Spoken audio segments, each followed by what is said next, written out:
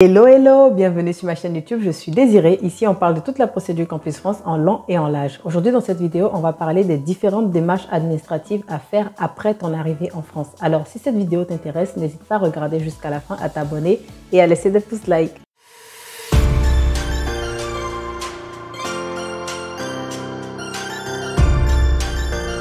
Alors, mes chers amis, dans une autre vidéo, je vous parlerai du budget mensuel d'un étudiant après son arrivée en France. Mais aujourd'hui, je vais vous parler des différentes démarches administratives que vous aurez à faire après votre arrivée. Pour ceux qui n'ont pas de famille ici en France, c'est bien que je vous fasse cette liste-là, que je vous explique un peu pour vous éviter d'être perdu quand vous serez ici. Alors, les premières choses à faire lorsque vous arrivez en France, la toute première chose, c'est déjà de valider votre visa.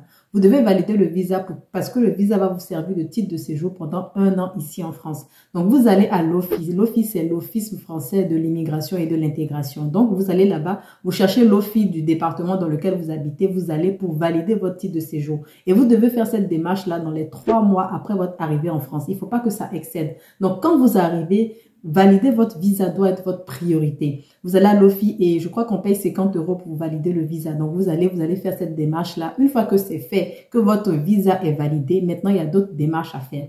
Alors, la seconde chose que je vous conseille de faire lorsque vous arrivez en France, c'est de créer un compte bancaire. Très important. Ici, on fait tout avec la carte bancaire. On a besoin d'un compte bancaire pour prendre l'abonnement téléphonique, pour avoir les transports, tout ça, pour avoir un abonnement de transport. On a besoin d'un compte bancaire pour tout. Et même pour recevoir l'argent de ceux qui ont fait les comptes bloqués, pour recevoir l'argent du compte de votre garant à votre compte, vous avez besoin d'ouvrir un compte bancaire. Donc, vous allez dans une banque, je vous conseille la BNP et la Banque Populaire pour les étudiants. Donc, vous allez dans l'une de ces deux banques ou vous partez dans la banque que vous souhaitez, mais vous créez un compte bancaire et ça se fait généralement rapidement lorsque vous avez tous les documents pour créer un compte bancaire. Donc, vous créez le compte bancaire, vous avez votre RIB, vous avez la carte bancaire. Vous pouvez maintenant faire toutes les démarches, acheter, vendre, faire ce que vous voulez. Voilà. Alors, vous conviendrez avec moi que la troisième chose à faire, c'est d'aller à l'université pour s'inscrire. Vous allez faire l'inscription administrative, payer le coût de la scolarité, vous allez faire l'inscription pédagogique pour ceux qui n'ont pas encore fait, etc. Donc, vous allez à l'université pour vous inscrire. Ça va vous permettre même de connaître le lieu de votre école. Vous allez prendre des informations parce que généralement,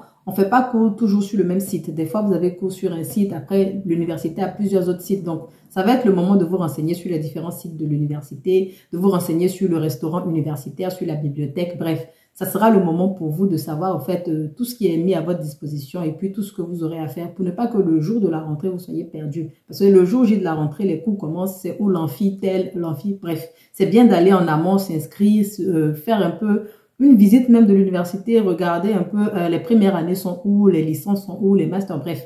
Alors, la quatrième chose que vous devrez faire après votre arrivée en France, c'est de vous inscrire à la sécurité sociale. C'est très important et c'est même obligatoire. Vous avez besoin d'avoir une attestation de sécurité sociale pour toutes vos démarches. Pour trouver un travail, on vous demande l'attestation de sécurité sociale. Lorsque vous êtes malade, vous avez besoin de l'attestation de sécurité sociale pour avoir des remboursements de frais médicaux, etc. Donc, c'est très important. Donc, pour le faire, vous allez au fait à la CPM. CPM, c'est la Caisse primaire d'allocation maladie. Donc, vous cherchez dans la ville où vous êtes la CPM. Vous tapez sur Internet CPAM Solem ou CPAM de la ville où vous êtes. Vous allez là-bas, vous dites que vous êtes étudiant, vous venez d'arriver en France, vous voulez au fait avoir une assurance maladie. Ils vont vous faire ça rapidement. Ce n'est pas payant. On vous demande juste des documents à fournir. Je crois votre carte étudiant, ce qui prouve que vous êtes bien inscrit à l'université, des photos, etc. On fait le document et dans la semaine qui va suivre, on va vous donner l'attestation. Vous prenez ça et vous gardez très bien parce que vous aurez besoin de ça pour pas mal de démarches encore, pour d'autres choses après. La cinquième chose à faire après votre arrivée ici en France, c'est de vous inscrire à la CAF. La CAF, c'est la Caisse d'allocation familiale. Donc, vous vous inscrivez là-bas si vous avez bien évidemment un logement payant. Vous payez votre logement, vous n'êtes pas hébergé gratuitement. Vous allez à la CAF pour vous inscrire pour avoir droit aux allocations de logement. Donc, au fait, les allocations vous permettent de payer votre logement. Si vous payez le logement peut-être 400 €, la CAF peut vous donner chaque mois 100 € et ça vous aidera au fait à payer le logement. Donc, vous avez droit à ça, c'est vos droits, donc vous allez à la CAF pour vous inscrire tout simplement. Alors, l'une des dernières choses à faire après votre arrivée ici en France, c'est de souscrire à un abonnement téléphonique. C'est très important. N'achetez pas toujours les cartes de recharge parce que ça va gaspiller tout votre argent que vos parents vous ont donné pour votre installation en France. Allez souscrire à un abonnement téléphonique pour avoir Internet partout, pour pouvoir avoir les SMS illimités, les appels illimités. Prenez un abonnement téléphonique chez n'importe quel opérateur que vous voulez. Vous prenez un abonnement téléphonique et surtout, ne prenez pas des abonnements avec engagement. Je ne vous conseille pas de prendre des abonnements avec engagement. Prenez des abonnements où vous pouvez vous désengager. Vous pouvez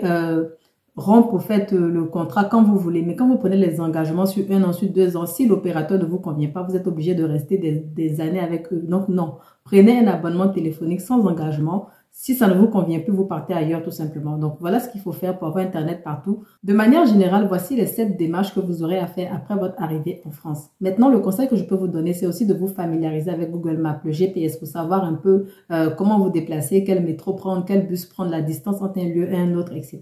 Je vous conseille aussi de sortir, de vous familiariser avec l'environnement dans lequel vous allez vivre.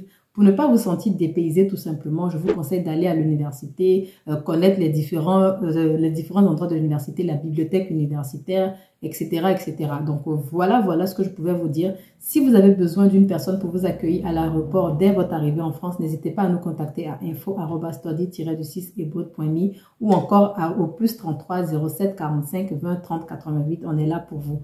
Voilà, j'espère que cette vidéo vous sera utile. On se dit à bientôt pour une autre. Bye bye!